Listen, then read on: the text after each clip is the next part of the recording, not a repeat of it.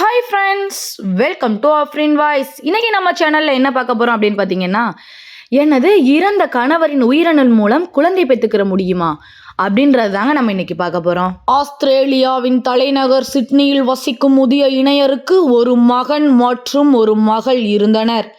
கடந்த 6 ஆண்டுகளுக்கு முன்னர் அவர்களது மகள் நீரில் மூழ்கி பரிதாபமாக உயிரிழந்தார். அடுத்து அதிர்ச்சியாக 2019ஆம் ஆண்டில் அவர்களது மகனும் சாலை விபத்தில் பலியானார்.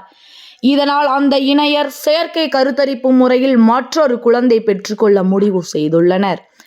இந்த நிலையில் கடந்த மாதம் டிசம்பர் அந்த பெண்ணின் கணவரும் பரிதாபமாக உயிரிழந்தார். இறந்த 2 நாட்களுக்குள் உயிரணுவை சேகரிக்க வேண்டும் என்பதால் அவர் உச்சநீதிமன்றத்தை நாடினார். இதனை அடுத்து உச்சநீதிமன்றம் அனுமதி கொடுத்ததால் கணவரின் உயிரணு சேமித்து வைக்கப்பட்டது. ஆனால் அதனை பயன்படுத்த தனி நீதிபதியின் உத்தரவு வேண்டும் என்பதால் தனியே மற்றொரு வழக்கு தொடுத்தார். அந்த வழக்கிலும் நீதிமன்றம் அவருக்கு அனுமதி வழங்கியது.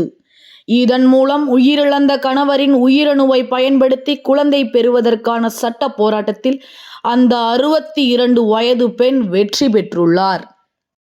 நீங்கள் இது ஒரு பொய்யான தகவல், இது நீங்களாக உருவாக்கப்பட்டது, இது ஒரு ஃபேக் நியூஸு, கட்டுக்கதை அப்படின்லாம் நீங்களாம் நினைக்கலாம்.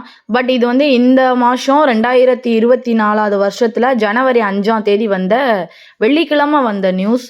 நான் அதை ஆதாரத்தோடு உங்களுக்கு செய்தித்தாளை இணைக்கிறேன். கண்டிப்பாக மறக்காமல் அதையும் படித்து பாருங்கள். இதே போன்று ஆச்சரியமான தகவலை பெறுவதற்கு நம்முடைய ஆஃப்ரின் வாய்ஸ் யூடியூப் சேனலை சப்ஸ்கிரைப் பண்ணிக்கோங்க, லைக் பண்ணுங்கள், ஷேர் பண்ணுங்கள், மறக்காமல் உங்களோட கருத்துக்களை தெரிவிங்க. நன்றி.